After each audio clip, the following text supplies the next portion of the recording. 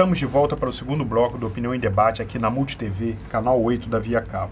Hoje eu e Sueli Petrucci estamos conversando sobre a política habitacional no nosso município com nossos convidados, Dr. Luiz de Pinedo, doutor em Urbanismo e Arquitetura e professor do IFE Campus, Ana Paula Serpa Nogueira, doutoranda do Programa de Pós-Graduação em Sociologia Política da UENF, e Ivanildo Cordeiro, empresário do ramo da construção.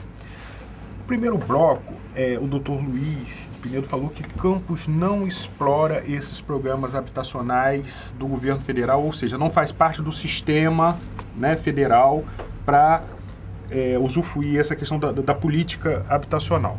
Eu queria saber de você, Ivanildo, que trabalha no ramo da construção, o que você acha disso e se isso prejudica ao empreendedor de uma certa forma? Não, claro que sim. O doutor foi exatamente no cerne da questão da política habitacional de Campos. É uma decisão política do município de Campos não aderir a essa estrutura da política habitacional do governo federal, que é através da Caixa Econômica, desse programa Minha Casa Minha Vida, do qual a gente participa e negociamos as casas que são construídas pela Você empresa. Constrói?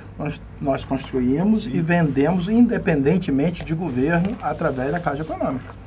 Então, o que precisa acontecer em Campos é uma total integração a esse sistema, que já é estudado, um projeto excelente, em que pode atender aos moradores interessados em adquirir essas casas, que tem uma faixa salarial de 0 a 3 salários mínimos.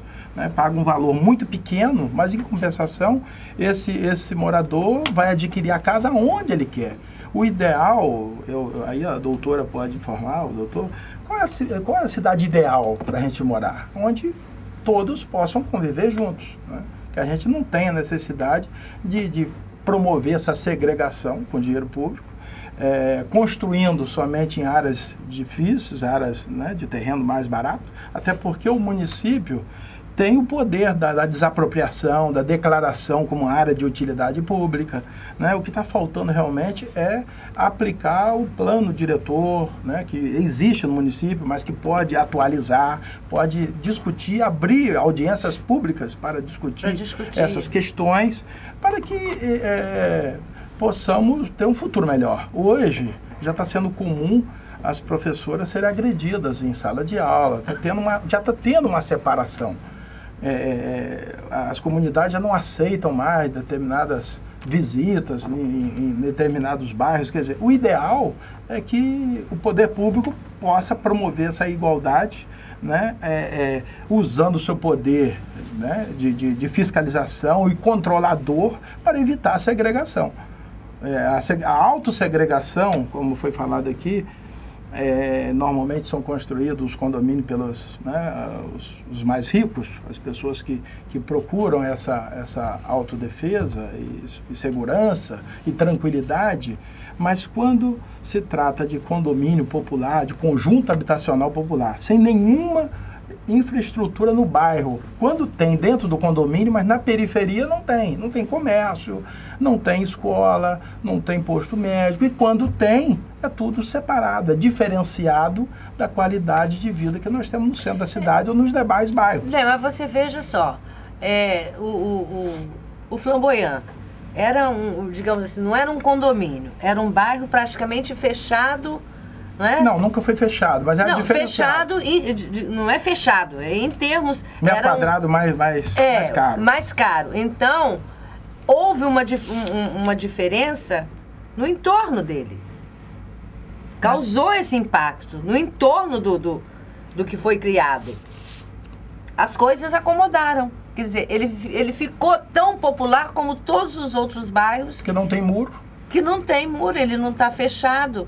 Mas a segurança que havia no início, certo? Ajudou também aos que estavam no entorno. Se a gente pegar essa expansão urbana que teve do Flamboyant, ali da Gilberto Cardoso indo no sentido do Canal dos Coqueiros, você tem, vamos assim dizer, um modelo clássico de urbanização, onde você tem um bairro que é um bairro nos modelos dos bairros City de São Paulo, que é um bairro com uma série de definições claras, que você não pode construir fora daquele padrão que já vem definido na escritura.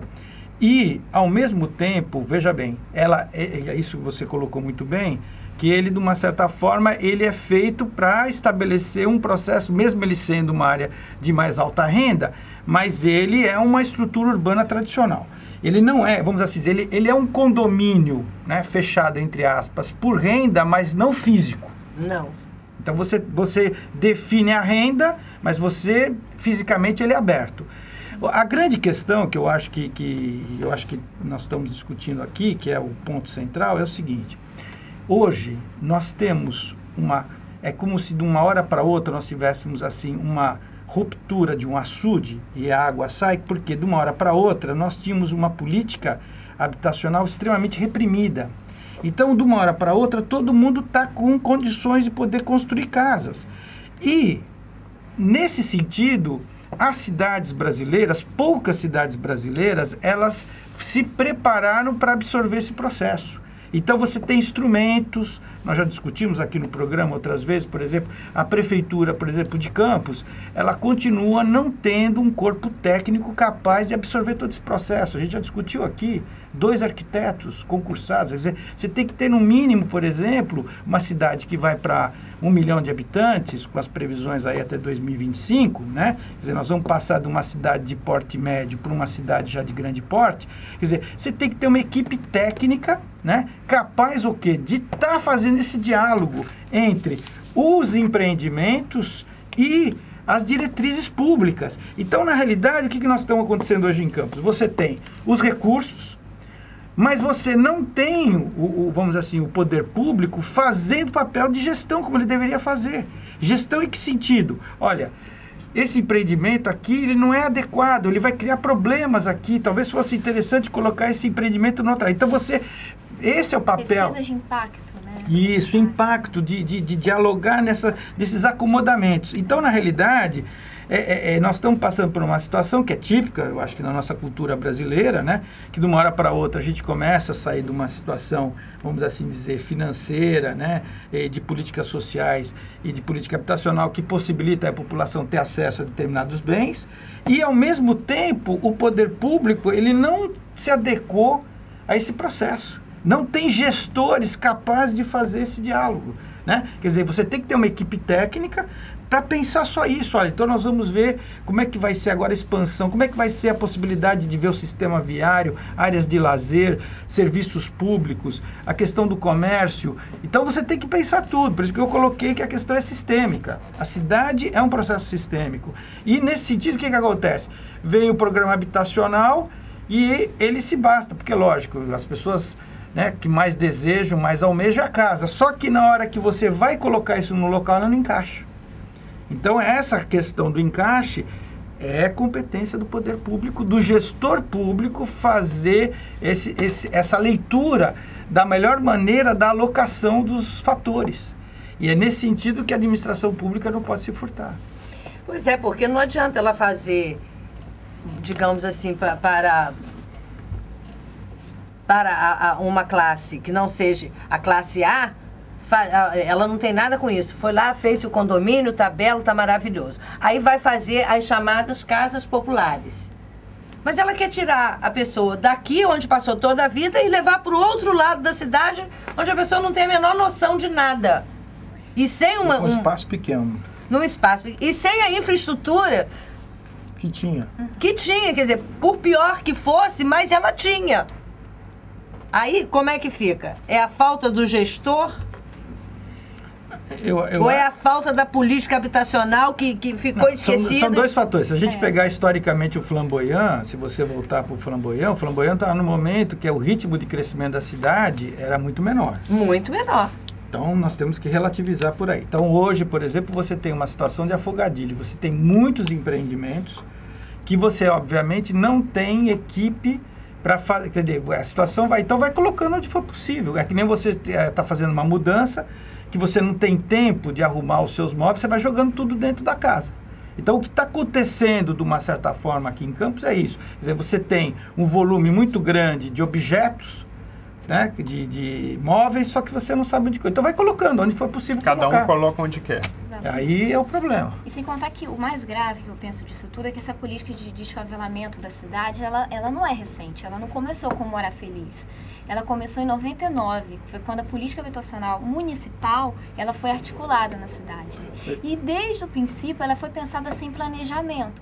Ela é pensada, é o mesmo modelo de habitação e sempre pensada sem a articulação com outras políticas que levariam a realmente uma qualidade de vida dessa população, né? Exatamente o que eu estava falando. Como é que você tira O aí? primeiro conjunto que construíram nesses moldes foi aquele do Terra Prometida. Exatamente. Na área que era Na verdade, destinada... a Terra Prometida ele foi doação de lotes, né? Aí não deu certo.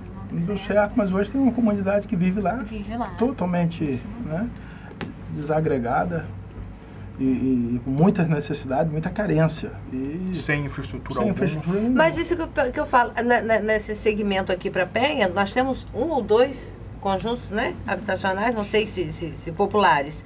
Aquele é o PAR, é o parcelamento, é o arrendamento... Programa de arrendamento residencial. Isso, esse é um programa aí, por exemplo, é interessante, porque, por exemplo, esse programa é um programa do governo federal, né? Mas, por exemplo, o que aconteceu? Durante muito tempo não foram feitas ligações de água, de esgoto. Muito tempo. Por quê? Para que não ocupasse, porque é um programa federal. É o PAR. Não vamos botar azeitona na empada dos outros, né? Então, Nós vamos agora para um breve absurdo. intervalo. Voltamos já com o terceiro bloco do Opinião em Debate aqui na Multi TV, canal 8 da Via Cabo. Não saia daí.